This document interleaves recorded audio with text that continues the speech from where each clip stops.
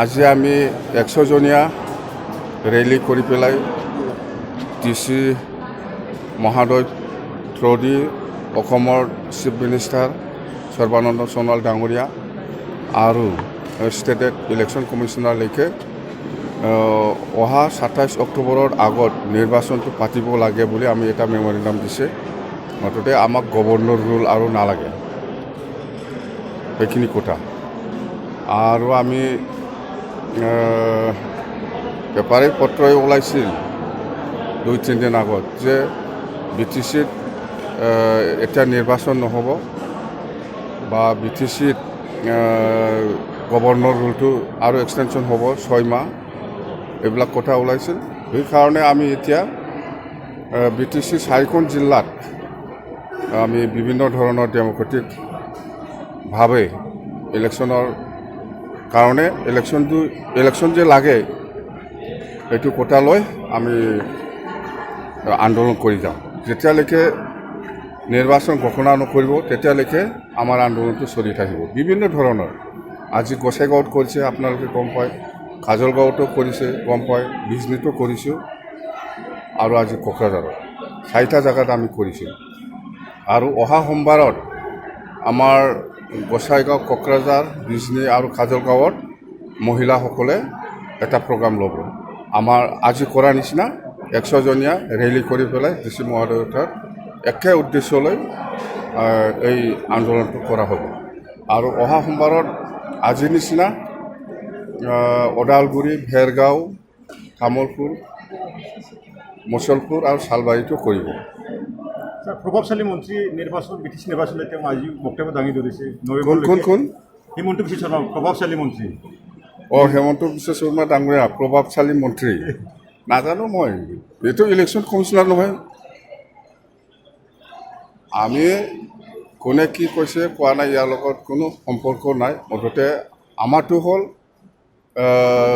CM ছাৰক আমি জানো, CM ছাৰে ইলেকশ্যন পাতিব লাগে এই কথা।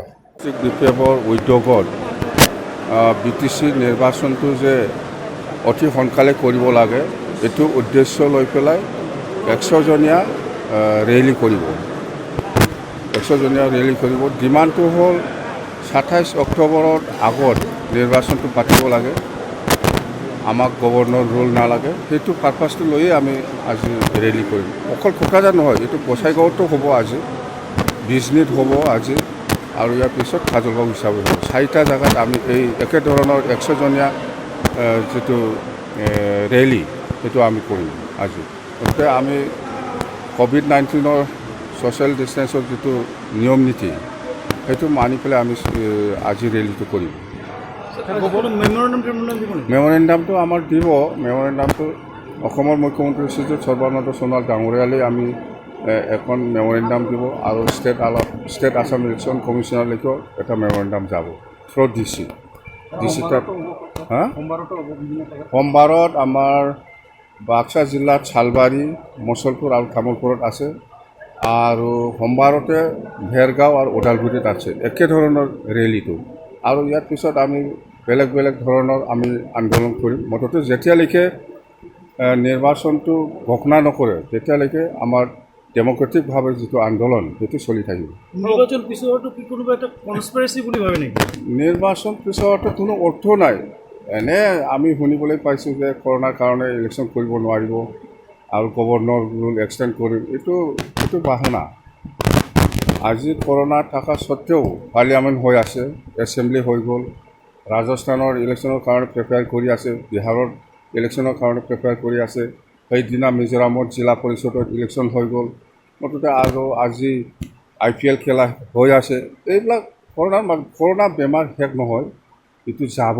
মেলেৰিয়া বেমাৰ যেনেকৈ আছে, কৰোণা বেমাৰো সেই বীজাণুটো থাকি যাব। ইয়াৰ মাজতেও আমি ছ'চিয়েল ডিষ্টেঞ্চ বা COVID-19ৰ যিটো নিয়ম নীতি সেইটো মানি পেলাই ইলেকশ্যনটো কৰিব পাৰে। কৰোণা বেমাৰ শেষ নহয়, এইটো বহুত বছৰ যাব। মেলেৰিয়া বেমাৰ আজিৰ দিনত যেনেকৈ আছে সেই বেমাৰো এনেকুৱাই থাকিব। মুঠতে আমি সাৱধানকৈ চলিলেই হ'ল, ইলেকশ্যন কৰিব নোৱাৰাৰ কোনো যুক্তি নাই। সেইটোৰ কাৰণে কৈছোঁ আমি 27 অক্টোবৰৰ আগত নিৰ্বাচনটো হ'ব লাগে।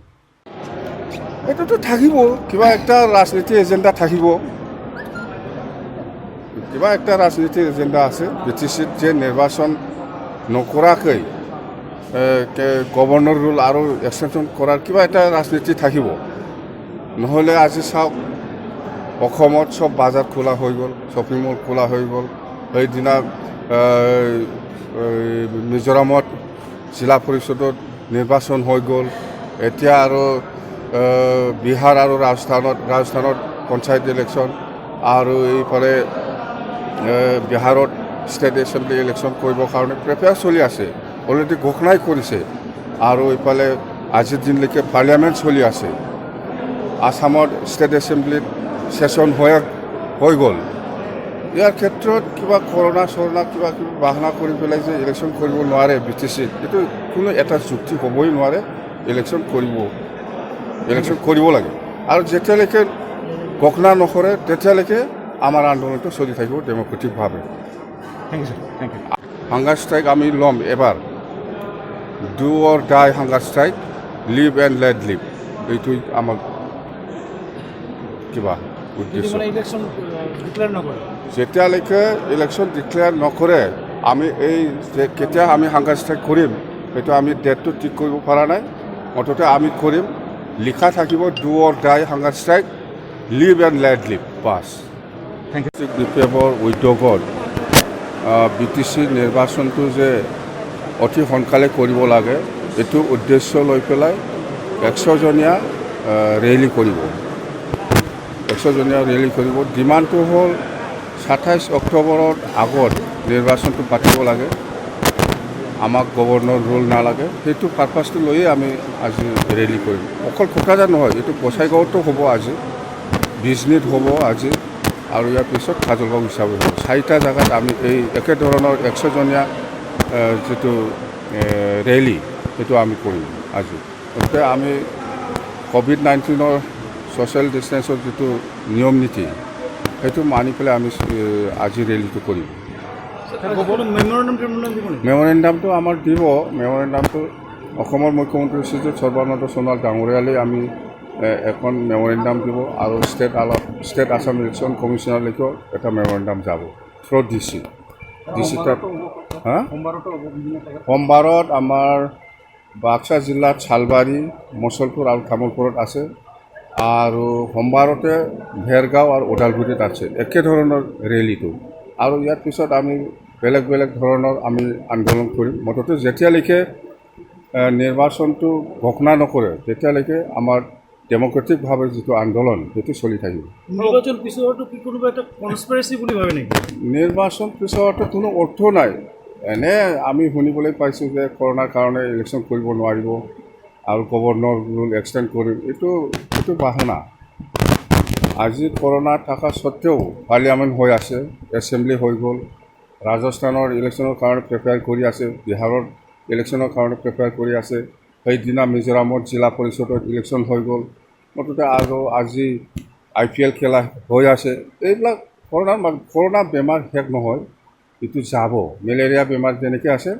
কৰোণা বেমাৰো সেই বীজাণুটো থাকি যাব ইয়াৰ মাজতেও আমি ছ'চিয়েল ডিষ্টেঞ্চ বা ক'ভিড-19ৰ যিটো নিয়ম নীতি সেইটো মানি পেলাই ইলেকশ্যনটো কৰিব পাৰে কৰোণা বেমাৰ শেষ নহয় এইটো বহুত বছৰ যাব মেলেৰিয়া বেমাৰ আজিৰ দিনত যেনেকৈ আছে সেই বেমাৰো এনেকুৱাই থাকিব মুঠতে আমি সাৱধানকৈ চলিলে হ'ল ইলেকশ্যন কৰিব নোৱাৰাৰ কোনো যুক্তি নাই 27 অক্টোবৰে শেষ হ'ব এই ক্ষেত্ৰত চৰকাৰে সেইটোৰ কাৰণে কৈছোঁ আমি 27 অক্টোবৰৰ আগত নিৰ্বাচনটো হ'ব লাগে সেইটোৱেই কথা